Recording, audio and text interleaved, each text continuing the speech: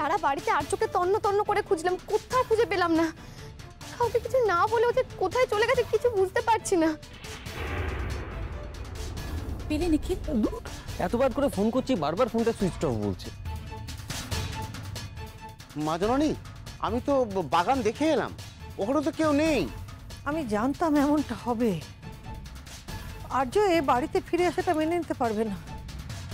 এতদিন বাড়িটা তৃণার ছিল, আর এখন দেবোত্তমের।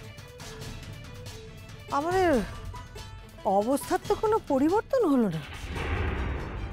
দেখো, দেবোত্তম বাবু যতই আন্তরিকভাবে কাজটা করুন, ওনার উদ্দেশ্য যতই সৎ হোক, আমরা তো যেই কাশি থেকে গেলাম, আমরা আশ্রিতই থেকে গেলাম। আমরা কষ্ট করে হলেও বিষয়টাকে মেনে নিয়ে আবার আগের মতন এ বাড়িতে থাকতে শুরু করেছি, কিন্তু আর্যদা হয়তো এত সহজে বিষয়টা মেনে নিতে পারছে না, তাই বাইরে নিজের সাথে নিজে কোথাও লড়াই করছে। তা বলে বাড়িতে কিছু না জানিয়ে এভাবে বাড়ি থেকে বেরিয়ে যাবে, ফোনটা বন্ধ রাখবে? আমি জানি আর্য এই সব কিছু করছে আমার উপর অভিমান করে, আমি স্পষ্ট বুঝতে পারছি সেটা। কিন্তু তোমরা বলো তো, এটা আমার অন্যায়টা কোথায়? আমি কি দেবোত্তম বাবুকে বলেছি যে বাড়িটা নিলামে কিনে নিতে? বলেছি? বলিনি তো। হ্যাঁ, তুমি বলনি, দেবোত্তমের পিসিমা হয়তো বলেছেন। আসলে তোমার মুখ থেকে তো শুনেছেন যে তুমি এ বাড়িতে কতটা কষ্টে আছো, কতটা অখুশি তুমি আমাদের সাথে। মা, তুমি এই কথাটা বলতে পারলে? মা, আমি ছোটবেলা থেকে ভীষণ গরিব পরিবারে মানুষ হয়েছি। অনেক টাকা, বাড়ি, গাড়ি, জামা কাপড়, বিলাসিতা এইসব আমাদের কোনোদিনও ছিল না মা। কিন্তু একটা জিনিস ছিল এবং আছেও, সেটা হলো মূল্যবোধ। আমি মরে যাব মা, তবু এই কথাটা কখনো বলবো না যে আমি কষ্টে আছি, অসুখী আছি। আর বলতে যাবোই বা কেন? আমি তো তোমাদের সঙ্গে আছি মা। তোমাদেরকে ছাড়া আমি কি অন্য কোথাও ভালো থাকতে পারি বলো? অবশ্য ব্যাপারটা তো স্বাভাবিক যে তুমি স্টেট চ্যাম্পিয়ন হয়েছো, তোমার সামনে এখন উজ্জ্বল ভবিষ্যৎ, তোমার কত শুভানুধ্যায়ী হয়েছে, কত অনুরাগী হয়েছে, তোমার তখন তরতর করে ওপরে ওঠার কথা। সেখানে আমার দারিদ্র আবার যদি তোমাকে পেছনে টেনে ধরে। মা প্লিজ, মা প্লিজ। এমনিতে বড় ভাইয়ের অভিমান ক্রমশ বাড়ছে, কিছুতেই কমছে না, তার মধ্যে তুই এটা কেন ধরে নিচ্ছিস নিখিল যে আমি ভুল করছি? পরিস্থিতি অনেক সময় মানুষের আসল চেহারাটা চেনায়। জানি না, আরো কত কিছু দেখতে হবে আমাকে। ছেলেটা এখনো বাড়িতে ফিরছে না, তার উপর। আচ্ছা, তুমি এতটা টেনশন করো না। আমি মেজদা ভাইকে এক্ষুনি ফোন করছি, বলছি ও তো বাড়িতে ফিরছে, যেন চোখ কান খোলা রাখে, রাস্তাঘাটে বড় ভাইকে দেখতে পেলে একদম বাড়িতে নিয়ে আসবে, ঠিক আছে? আর আমিও বেরোচ্ছি। ভাইয়া, তুমি আবার এখন বেরোবে? মেঘের তো শরীরটা ভালো নেই, ও তো জ্বর এসেছে, আর তুমি এখন। আমি মেঘের ডাক্তারের কাছেই যাবো, আর তাছাড়া নিহার তো আছে মেঘের কাছে। এটা তো তোকে ভাবতে হবে যে দিয়া প্রেগনেন্ট। আমি জানি ফুল পিসি দিয়া প্রেগনেন্ট। আমি কি বুঝে না বোঝার ভান করছি? আমি দেবোত্তম সেন। ওই বাচ্চাটার জন্য আর্য যা যা করতে পারবে না, যা যা জিনিস দিতে পারবে না, সেই প্রত্যেকটা জিনিস আমি দেব, তার থেকে বেশি আমি দেব। বুবুকে যেভাবে আমি বড় করেছি, সমস্ত ঐশ্বর্য দিয়ে সেইভাবেই বাচ্চাটাকে বড় করব, কোনো পার্থক্য রাখবো না। সবকিছু উজাড় করে দেব। কিন্তু ফুলপিসি,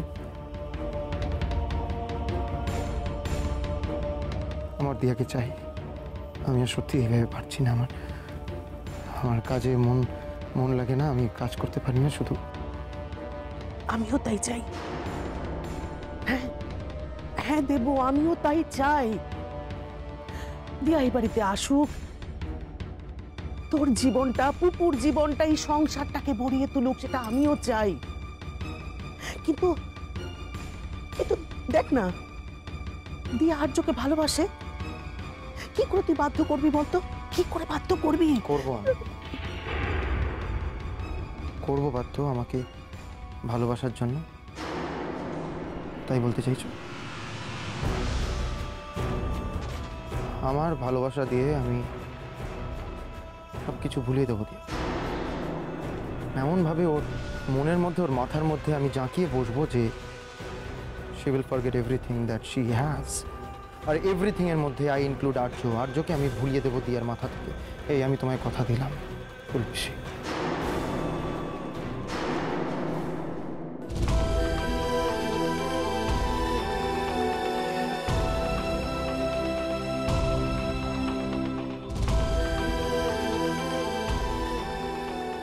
আমি রানী নই, আমি দিয়া ব্যানার্জি। তোমাদের দুজনের আসল রূপটা সবার সামনে আনার জন্য এই পুরো প্ল্যানটা আমি করেছি। আমি একা কিচ্ছু করি, পদে পদে উনি আমায় সাহায্য করেছেন। আজকে উনি না থাকলে আমি একা একা কিচ্ছু করতে পারতাম না। আর কতক্ষণ পদ্মার আড়ালে লুকিয়ে থাকতে? এবার সবার সামনে আসুন। নমস্কার, দেবোত্তম সেন। আর্য, সত্যি দিয়া আমায় হাতে হাত মিলিয়ে, কাঁধে কাঁধ মিলিয়ে শত্রুর সাথে লড়াই, অন্যায়ের প্রতিকার, এই সমস্ত কিছু করার সুযোগ করে দিয়েছে। সেদিন টিসি হলে তুমি অন্ধকারে আমার পাশ দিয়ে উঠে গিয়ে স্টেজের আলোর মধ্যে দাঁড়ালে।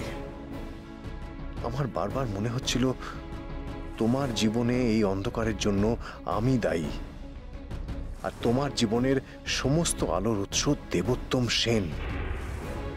কিন্তু যদিও আমাকে অনেকবার বুঝিয়ে বলতে চেয়েছো এই সব তুমি কেন আমাকে না জানিয়ে করেছো, কেন দেবোত্তমকে সঙ্গে নিয়েছো, কিন্তু আমি বুঝতে চাইনি। তুমি কেঁদেছো, আমি তোমার চোখের জল মুছিয়ে দেওয়ার বদলে তোমাকে আরো কাঁদিয়েছি। কি করবো আমি দিয়া, কি করব? আমি সে তোমাকে ভালোবাসি,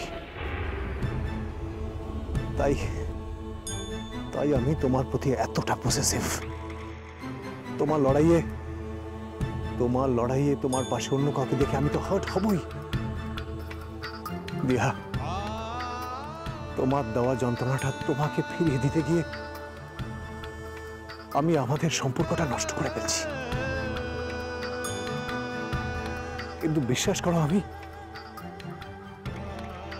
এই সম্পর্ক নষ্ট করতে চাই না দিয়া।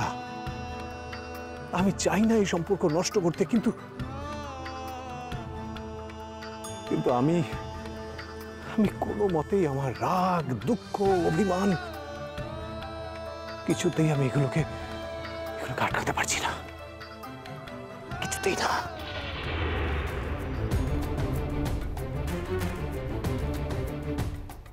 আর সেই চেষ্টাটা করার আগেই বারবার দেবোত্তম সেন আমার সামনে এসে দাঁড়াচ্ছে আর আমাকে মনে করিয়ে দিচ্ছে তুমি ওকে আমার থেকে বেশি ভরসা করেছো।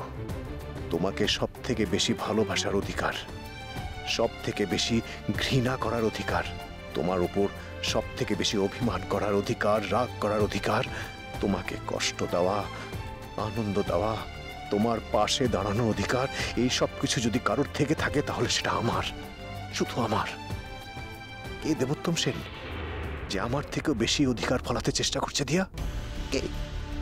না না, এভাবে হবে না আর্য, এভাবে হবে না। তুই নিজে নিজেকে কিছুতেই বুঝিয়ে উঠতে পারবি না। তোর ভেতরের একটা আর্য সবকিছু ভুলে যেতে চাইলেও আরেকটা আর্য তোকে সবকিছু মনে করিয়ে দেওয়ার চেষ্টা করবে। নিজের সাথে লড়াই করে তুই দিয়ার সাথে লড়াইটা থামাতে পারবি না। You need help. ইয়েস।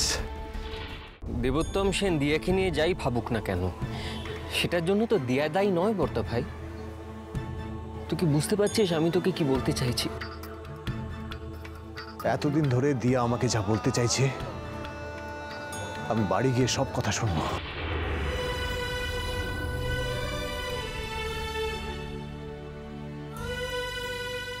আজ আমি শুধু তোমার জন্য সাজছি আর্য, শুধু তোমার জন্য। মাথায় একটা কথা ভালো করে বসিয়ে রাখো যে আমাকে, দিয়াকে এই বাড়িতে নিয়ে আসতে হবে পার্মানেন্টলি।